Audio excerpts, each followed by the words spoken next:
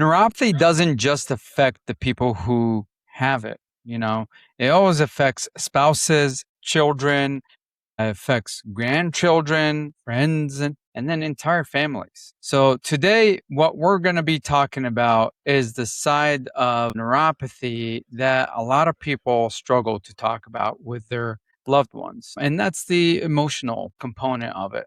Welcome back to the Healing Wellness Show. Dr. Kareem. This is sponsored by Iowa Wellness Center, and I am joined today with Mark again. Mark is going to be asking us questions from the listeners. Welcome back, Mark. Thank you so much, Dr. Karim. Appreciate it. Today is a very interesting subject that we're going to be talking on. As you know, you see neuropathy patients all the time, but a lot of people don't talk about the family. I think that someone who understands neuropathy, as I have, my father has neuropathy and then diabetes, we don't realize that the effects that it has with the children, with the family, even though I'm an older children. Let's talk about these effects that it just doesn't affect them. And a lot of the people with neuropathy don't realize how much it does. It takes away time. It steals away memories. And, what I'd like to talk about today with you on your show, and a lot of people are talking about this, it affects the families. But let's go a little bit deeper than that, Dr. Krim. How does it really affect the families and why? What affects the families, the biggest thing is, the person that has neuropathy, they start slow down. So, a lot of times, a lot of the patients that come in are retired. So they think, hey, retirement, I'm going to be traveling a lot. I'm going to be doing a lot of these things on my bucket list. But then come to realize they can't. And it's because of that struggle of neuropathy. They can't walk long distances. They, can't sit long periods of time. So that starts to affect them in a way that, hey, we have a vacation that we want to plan, and like I don't know, maybe we should push out a little bit because I'm not feeling the best right now. So that just keeps getting pushed out, where now they're not enjoying their retirement, and a lot of times they're not telling their families how they're feeling. Like, hey, I'm not feeling that great today, but they're not really talking about how they're feeling and why. So that's why a lot of times they're getting worse over time until it's way too late. And that's when they're really, their spouses are really seeing that they're struggling with what's going on with them. Yeah, it's interesting. No, very few people talk about caregiver burnout. It's not just having a caregiver. Having a father, I had to literally come home and to help out. And I live in Vancouver, Washington. And my dad's retired, has diabetes, has neuropathy. And the sad part is he isolates himself. Nobody really talks about not just the isolation, but the caregiver burnout can also be the family. If we can kind of maybe talk a little bit about that, a lot of them will hide themselves away. Hey, I'm retired. Let me just be by myself. This is what retirement really is about. They've kind of fooled themselves. But on the caregiver part, a lot of people don't, talk about that. And maybe, you can kind of talk a little bit about caregiver burnout because I've seen it with my mom. Yeah, I mean, definitely that is a case with the caregiver, whether, if they're really loving, they're going to do everything for that person because they love them, or, they are burnt out and they can't do it anymore. They can't take it anymore. And that's where, hey, maybe we should put you in a nursing home, but I'll still come and visit. So then some of these tasks aren't on that person. When that person with neuropathy can't do a lot of their chores, and now it's on that other person, the spouse or that caregiver, where, hey, I used to mow the lawn and now I can't. So now my caregiver is doing it. Or, I used to help out with house chores and now I can't do it. So now my caregiver is doing all the work. So all these, over time, if the caregiver is now working all the time, helping that person and doing their stuff on top of it, yeah, they're going to burn out eventually. How it's so hard for, the next thing, the next question that we always hear about is communication. How can we improve the communication? Because it's really hard. I noticed that I'm just using as my own experience, and I know that a lot of the experiences are the same, that the communication's hard. They don't really want to, a lot of them don't really want to communicate. I think because they don't want to put the pressure on family. So it's like, how do you communicate with them without them getting angry? I think that's a big one. Well, a lot of times it's the person going through neuropathy. It's a lot of times they're hiding how they're feeling. They don't want to show that they're in pain so that, loved one isn't concerned about it. So a lot of times they're just holding that back.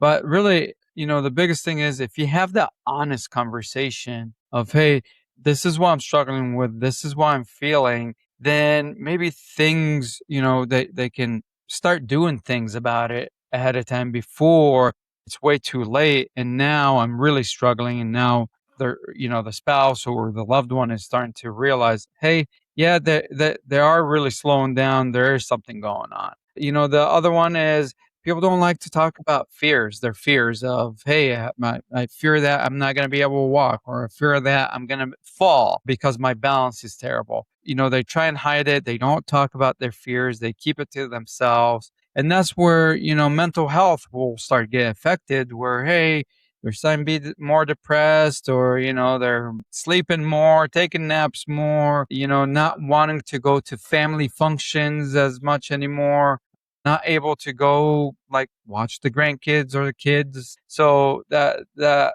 expressing fear is going to be a big one. And then really setting realistic expectations. So, if you discuss it, there's going to be that expectation of, hey, I can't do these things anymore because of my balance or because X, Y, and Z. So setting that expectation, then it could be, hey, instead of it all piling up on the spouse, then maybe we call somebody once a week to come and help with the house, or someone does the mowing now instead of, the spouse or themselves. So asking for that help when needed is going to be really the important thing about it. No, I totally agree. It's one of the things that I know my mother does. See, my mother was a caregiver, so it's naturally built into her. Literally. I mean, so in a way, my dad's been blessed. So it's just a natural thing, but I know that it's a lot of wear and tear. So I've actually been, came from Vancouver, Washington to go help out. And it's a lot. What a lot of people don't realize is that a lot of people that have neuropathy, they normally go into like diabetes and stuff like that.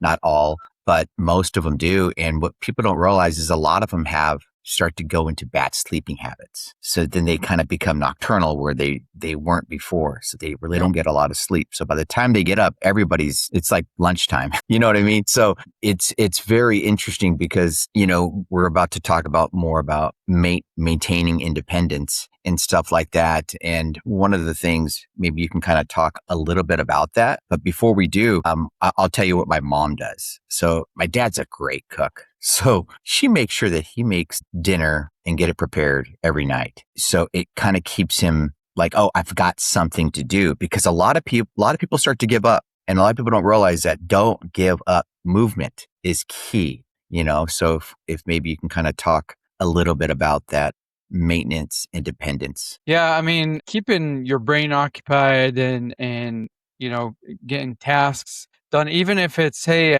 you could do 5 minutes at a time and take breaks in between, but keeping that movement again. We've talked about that in previous episodes where typically most people say, hey, my symptoms get worse at the end of the night.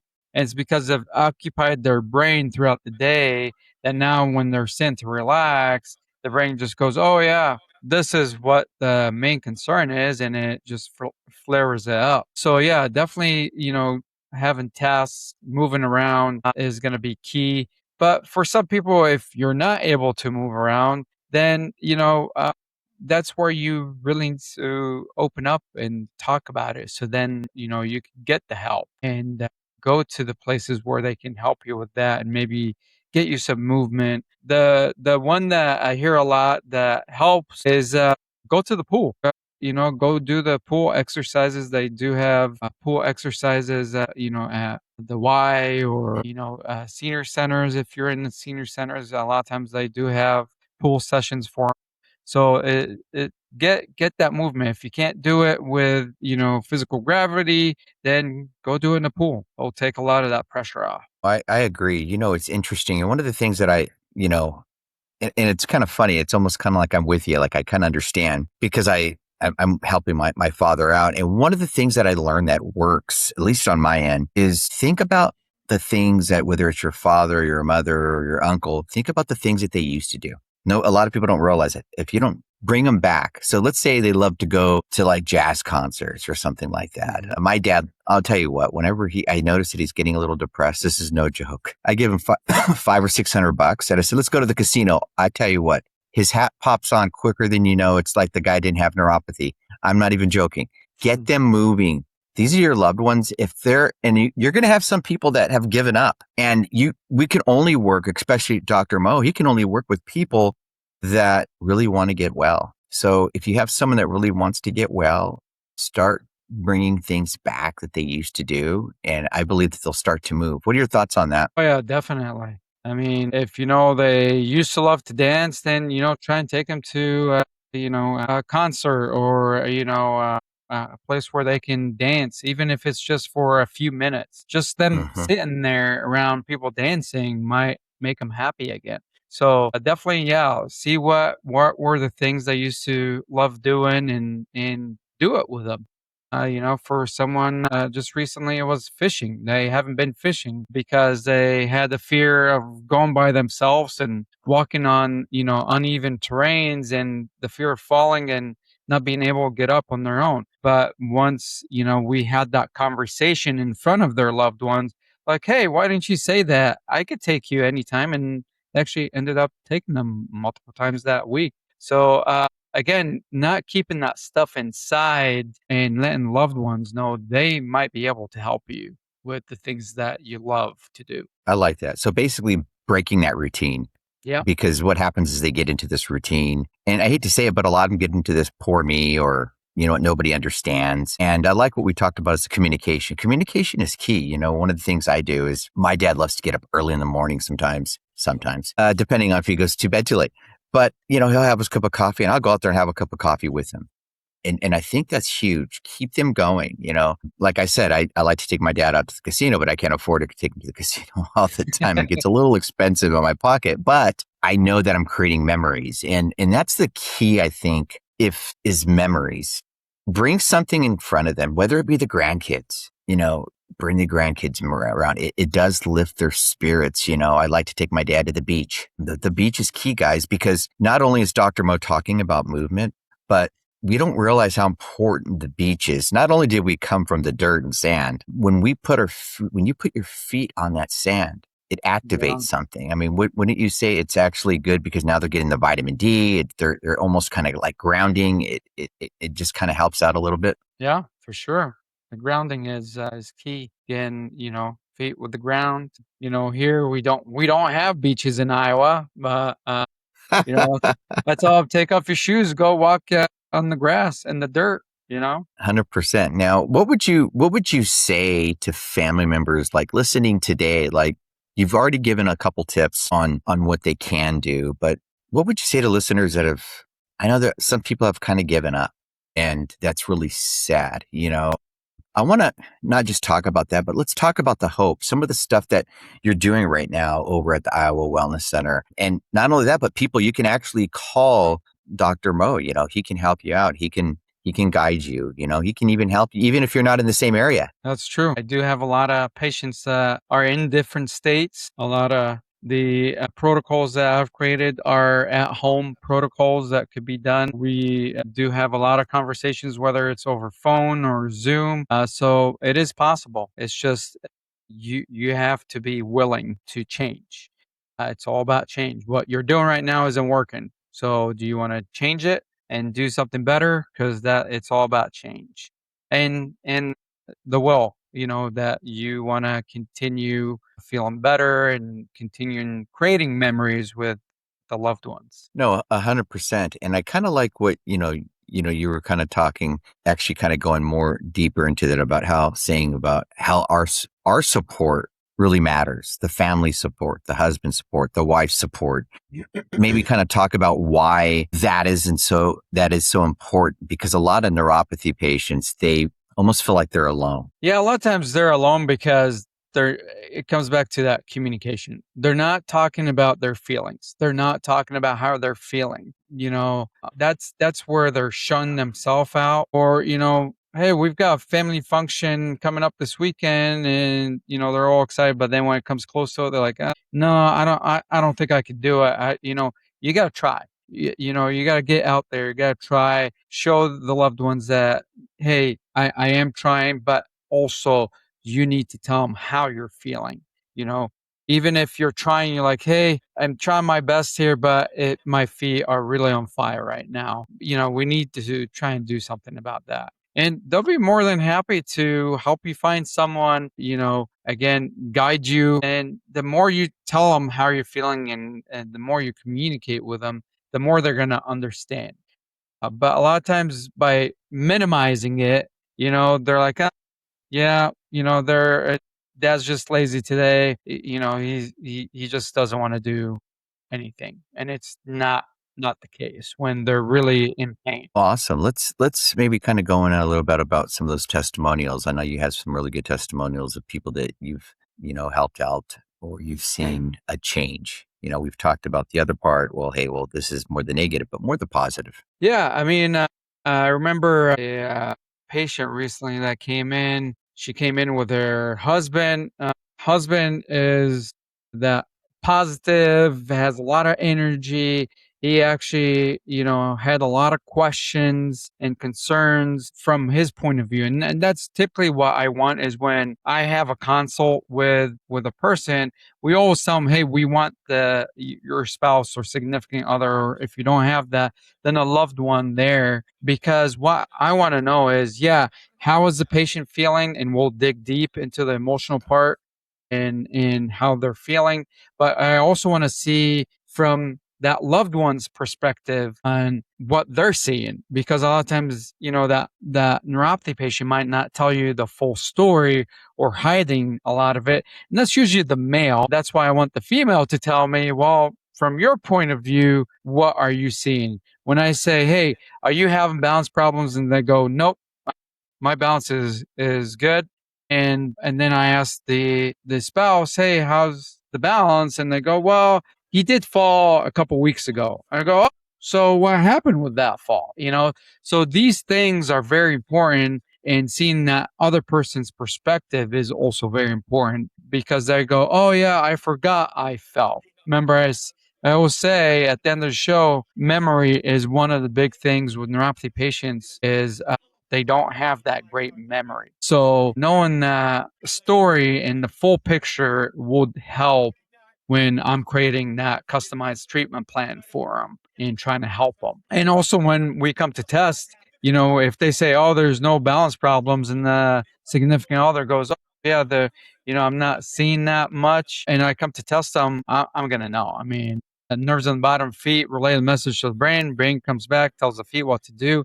Or if that's slow or not existing, then that's when they really realize, oh yeah, I do have balance problems. So back to that husband where they're always positive. Well, I got a lot of information from them that I didn't get from the neuropathy patient. So that was a great example there of having a significant other, a loved one there to tell us about what's going on. Also, their goals.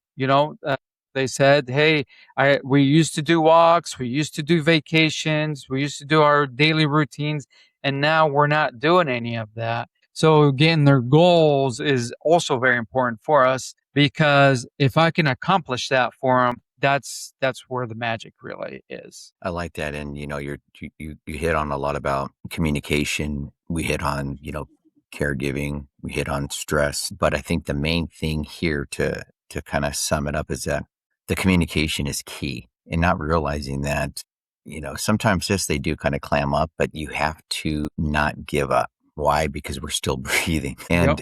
And I think that a lot of people have given up because a lot of them are taking so many pills that it wears and tears the body. But I think that, we've talked a little bit about that, and I know we're about to go into the rapid fire zone. And before we do, the thing that Dr. Mo does is he helps you get back on track. So you might be thinking, well, I'm too far done. My doctor told me I can't get better. I just got to keep taking these pills. From a lot of our other episodes, my friends and family out there, that we've seen where Dr. Mo has gotten people off of a lot of these pills and got them on a plan, got them on his protocol to help them get off of those and to kick those off. I mean, if I'm wrong, tell me. No, it's true. I mean, the pills, all they're doing is masking the symptoms. So yeah, you might feel great, but then what happens is your body starts to get used to that dosage and your pain starts. Wears off. Yep. So it starts to come back. So guess what? You're up in that dose and feeling good. Okay. And then it's just the same cycle and you're up and on, or changing medication, to something else. But all those are what they're doing is just masking the symptom. They're decreasing that nerve activity even more. So that's why eventually it just gets worse and there's no solutions. And that's why doctors will tell you, hey, yeah, you got to live with it. There's nothing we can do about it. That's not really the case. I mean, that's not what we see. I've helped thousands and thousands of patients with neuropathy, and we've got thousands of testimonials out there that is true proof of there is something that can be done. Percent. I love it. So we normally do like a rapid fire where in the rapid fire questions is really good with Dr. Mo, and it's also good for you. And there's a lot of people here that are watching that are neuropathy patients. And it's just good to also see if we're even paying attention, because when we're getting these questions correct, it also helps you, and not just you, but also whoever's the caretaker and stuff like that. So we'll rapid fire, and here we go. Dr. Mo, does neuropathy affect the relationships? Absolutely. It definitely does. And, again, it does become a burden on them sometimes that they can't do it anymore. So it absolutely does. But there's hope, guys. There is hope. Exactly. Can caregivers experience stress? Every day. I would say every day they can experience stress. Okay. And then should family members be involved? That is a definite yes. Involve your loved ones, family members, because they're going to be your backbone, your support. All right. So, Awesome. quick key takeaways from today's episode. Number one, neuropathy does affect the entire family. So that's why. Number two is going to be communication. So communication is going to be huge. It does matter. Do communicate with your families because it does affect them. And then number three, get the support and independence. Those can both coexist as long as you do the first two steps. So a little teaser for our next episode. Why do neuropathy symptoms come and go? Why do we have some good days and terrible days? That's going to be our topic for our next episode. So again, if this episode helped you in any way, please take the next 10 seconds and hit that subscribe button. Most people, again, like I said, they listen and they tend to forget. So by subscribing, you're helping us reach more people who are struggling and searching for the answers. And if someone you love is dealing with neuropathy, go ahead, share this episode with them today. You never know whose life it might change. So again, if this episode reminded you of someone you love, share it with them today. You never know that, you might encourage them. And remember that your body was designed to heal. Your health is worth fighting for, and healing starts with hope. Thank you again for joining us on the Healing Wellness Show. And thank you again, Mark, for being with us today. Not a problem. That was awesome.